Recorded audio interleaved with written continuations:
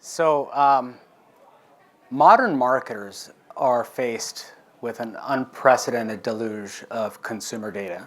And as Shingy was mentioning earlier, it's making it really hard with all the myriad ways that consumers can now engage and transact with brands to understand the customer journey. I mean, the customer journey has gotten so infinitely complex that people talk about the customer journey of one, where no two paths to purchase are the same. And ultimately, marketers have to start thinking about how they start changing the way they make decisions in order to map to this very complex customer journey. Over the last 10 years, media planning has made a shift in order to follow that balancing ball of consumers away from primarily a channel-based approach to one that's centered on audience strategy and audience planning. And as part of that, we've shifted from human-defined audiences to algorithmically modeled audiences in order to be able to ingest and translate all this vast amount of data. But in spite of these shifts, most audience strategies today are still very much based upon a static view of the consumer. And they don't really take into account where exactly is that consumer on their customer journey at this moment. My name is Tavo Castro. I'm the Executive Vice President of Strategic Planning and Investment at Tinuiti. And in my career, I've seen the core issue really be around the lack of scaled, real-time behavioral data, and frankly, the tools to be able to model these signals and make sense out of them and understand audiences out of them. Now, that being said, the major platforms have taken some major strides in leveraging their vast behavioral data sets to build self-optimizing audience models, and you can't argue with the performance that they're delivering. They're delivering strong performance to marketers across the board. But the challenge is that one, the impact of these models exists just within their walled gardens. And on the top of that, there's a bit of a lack of transparency in terms of who are these models actually speaking to and the audiences that they're reaching.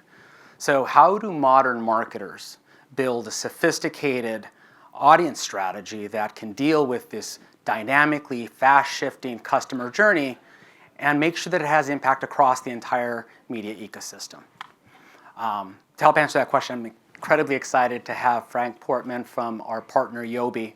Yobi is helping brands take that next step forward, leveraging one of the largest consented data sets out there that sees about $3.5 trillion in spend to create highly predictive audience models that, again, we can impact outside of the walls of the walled gardens and across the media ecosystem. Frank, how is Yobi helping brands address this challenge today? Awesome. Very, very brief intro for me. My name is Frank. I'm the CTO of Yobi AI. We build foundation models of consumer behavior and then apply them to various personalization problems downstream. As you might imagine, some of the hardest challenges in advertising around who to target, how much to pay, who's ready to convert tomorrow, who's ready to convert in 6 months, those are right up our alley.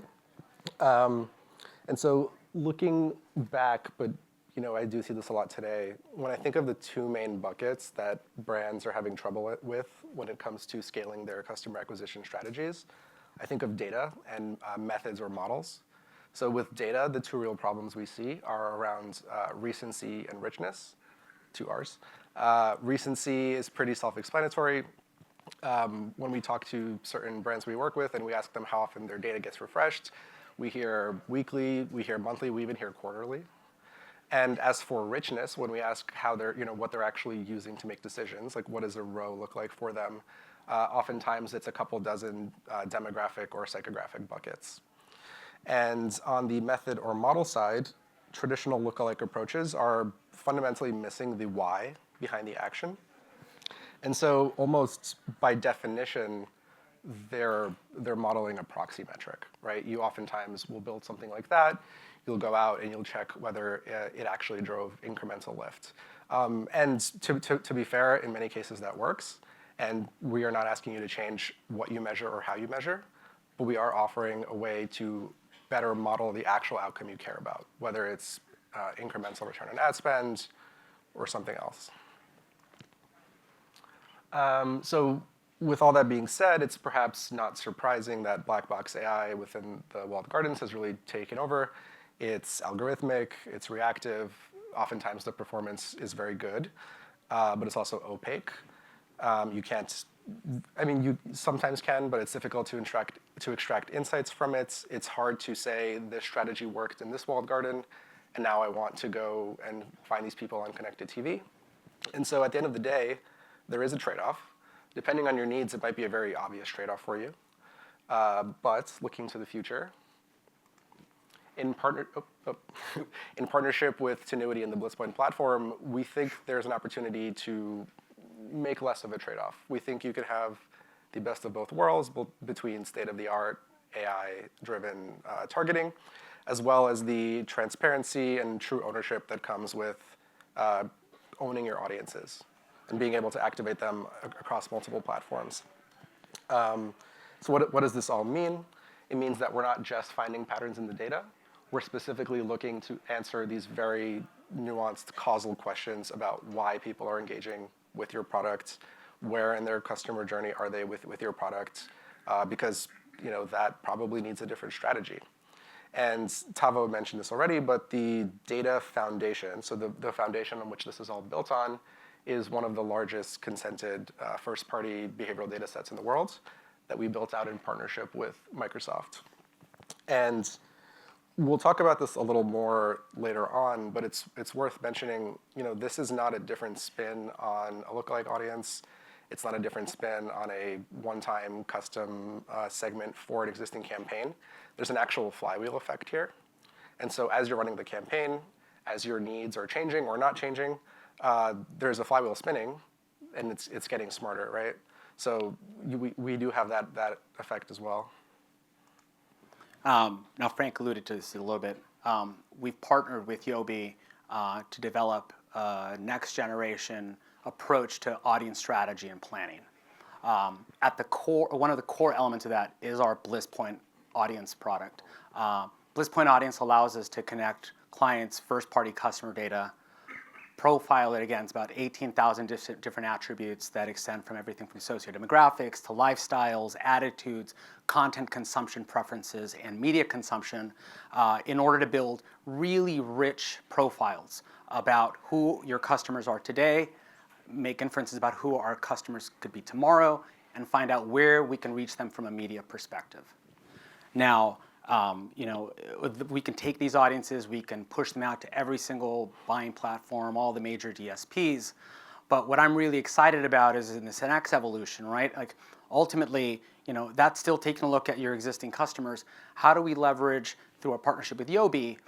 We've integrated a private model into Blitzpoint audience that takes the predictive audiences that Yobi helps create and actually helps reprofile those audiences as this flywheel gets smarter, helping to understand what are the actual attributes that are important, right? It's 18,000 attributes. No human can understand which of those attributes are going to be most critical in understanding what are the preferences from a messaging perspective, from a media perspective, but ultimately, how do we take those and become smarter and shift from just delivering audience intelligence to predictive intelligence?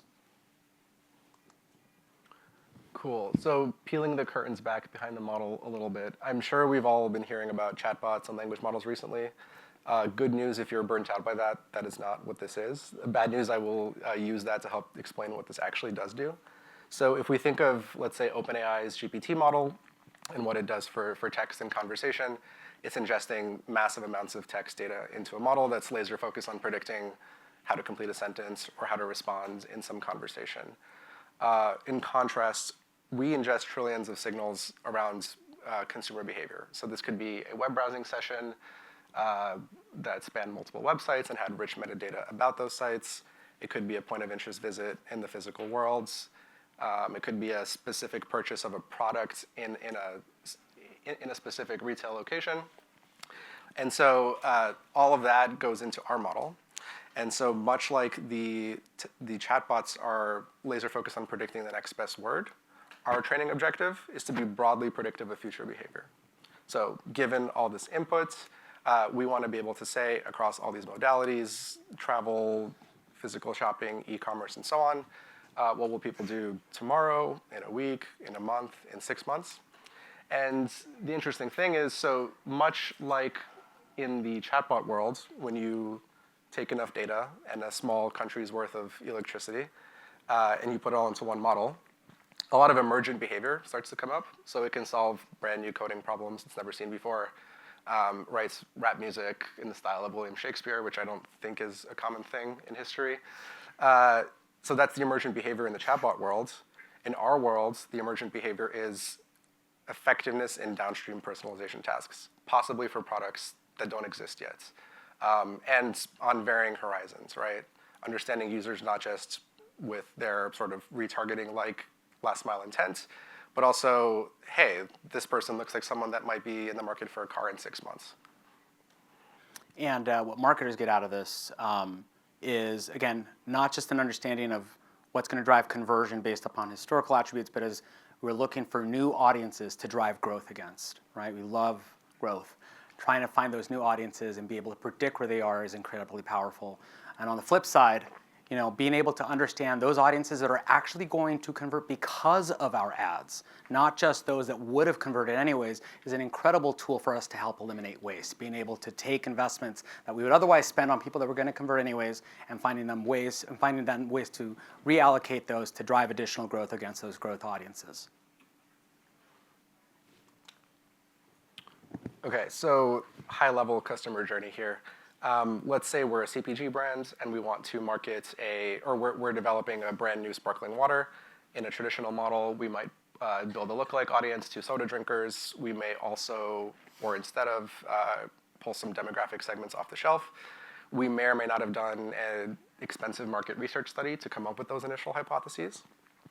The Yobi Bliss Point way of looking at it would be to have, without human intervention required, the model go and look at every of the 200 million plus addressable consumers in the US, and based on their very specific, very nuanced representation under the model, decide who's worth bidding on, where are they worth activating, how much should we bid on them. If I care about incrementality, let me make sure I predict that as well.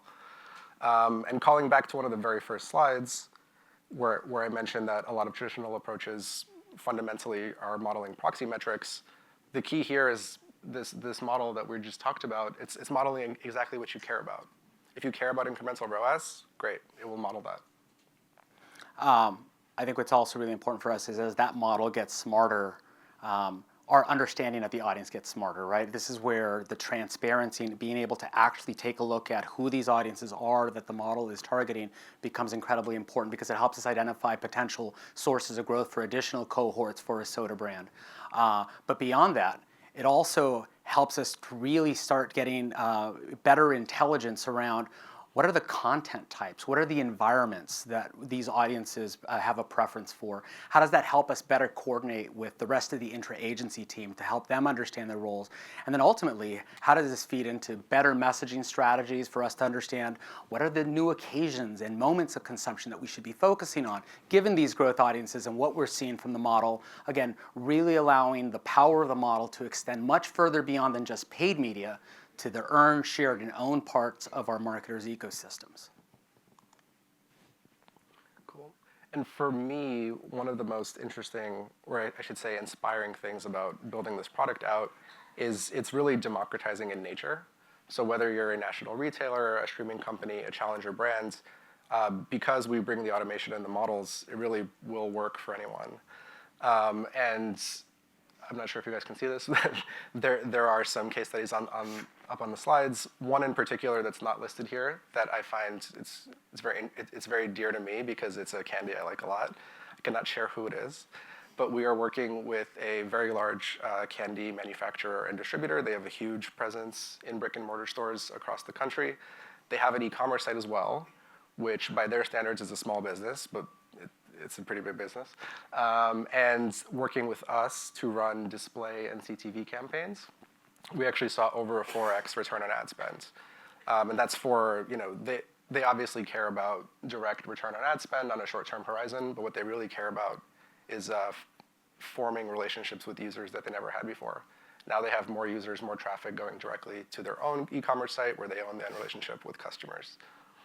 And I think what's incredibly exciting for me as well is, instead of taking a look at modeled audiences that exist in various different places, being able to have a more holistic and unified view around these audiences across the customer journey is really powerful, because as we're thinking about audience strategy and we're thinking about prioritizing audiences across all channels, it becomes important that we have a more standardized, unified view around who these audiences are.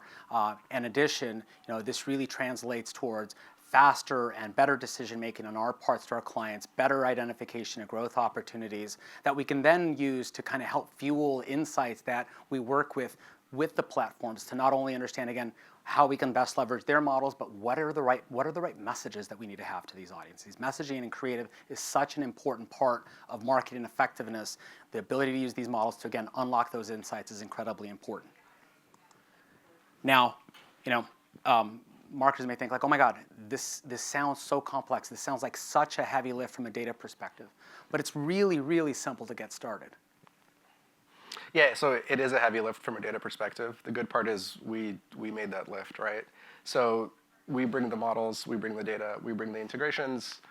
You bring your products, because we're not making those. Tell us how you want to measure success. What is the metric that matters for you? And the BlissPoint platform can take care of the rest. Scan the QR code, fill in your contact info, reach out to your client partners. We'd love to start having conversations with you guys about how we can start testing with your brands and our partnership with Yobi. But thank you so much for your time today.